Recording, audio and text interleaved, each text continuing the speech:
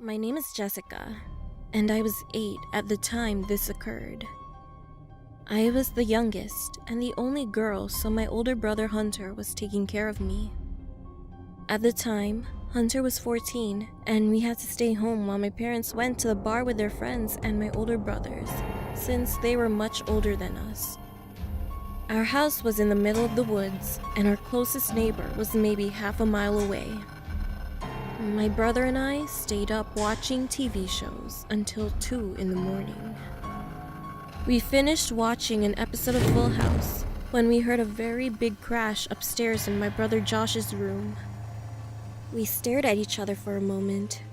Then my brother got up and grabbed one of the kitchen knives and told me to come upstairs with him, just in case there was something in the house and he didn't want me to be left alone. My brother is a brave guy and doesn't get scared easily, so right now he wasn't very consumed of fear like I was. I followed my brother up the stairs, and he then came to a halt, which made me bump into him. He stood there for a second, in silence, just standing there. I got antsy and asked him what was wrong. He then said, "Go get the house phone and call 911.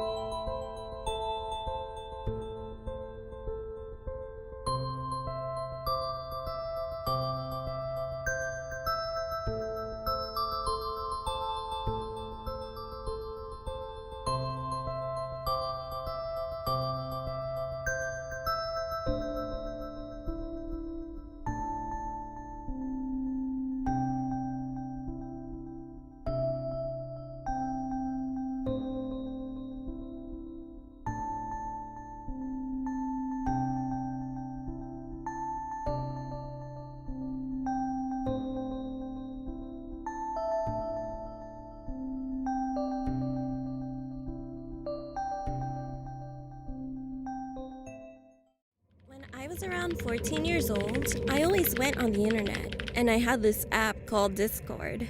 After a while of having Discord, I met a boy named Luke. We started talking for a while, and one day he asked me what I looked like. Without thinking, I sent him a picture of me. He told me that I was beautiful and that he loved my long dark hair and how I did my eyeliner. I just said thanks, thinking nothing of it. Around a week later, he told me that he loved me, and I felt the same way about him. We had so much in common. Luke was very good looking too. He had a different style from normal people. He wore a mask and always wore the color black. A while later, I realized it started becoming too much for me. He would always ask me personal questions like where I lived, and I told him I lived in California. He also lived in California and said he wanted to run away and meet me. He said that our relationship was going to get real. We kept talking every day, and he got so overprotective and would text me every few minutes. One day, I was home alone because my parents were on a trip to celebrate their 20th anniversary. I didn't mind until it became nighttime. It was so dark outside, and it gave me the chills. I decided to close all the windows and make sure that the doors were locked.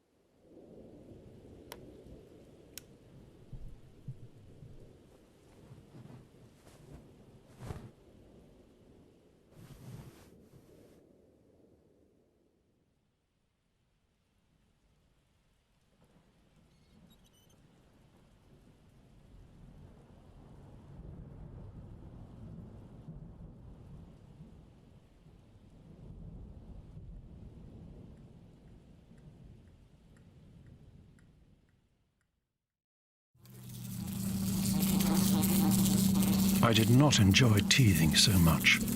Its unpleasantness developed in me a certain disregard for these hard buds erupting from my gums. I found biting with conviction on firm objects to be of benefit and suitable punishment for the teeth. I would take to chewing anything I could get my young mandible around. Surprisingly, my teeth survived this intentional barbarity, only to be defeated by an oh-so-sweet sticky toffee apple. This victory was short-lived. These were primary teeth, and primary teeth are only present to make way for adult teeth. They sprouted anew. By the age of 6.5, I had unfortunately now gained a complete and fresh set. I had no interest in their welfare. I only had interest in the sugariness that passed them by and settled on my tongue. My first adult tooth was not a victim to my thoughtlessness, but was in fact knocked out. At 11 years of age, a pre-planned chance meeting behind the school resulted in an inconspicuous bicuspid becoming an absent bicuspid. The gap left by this missing tooth was thoroughly explored and enjoyed by my tongue.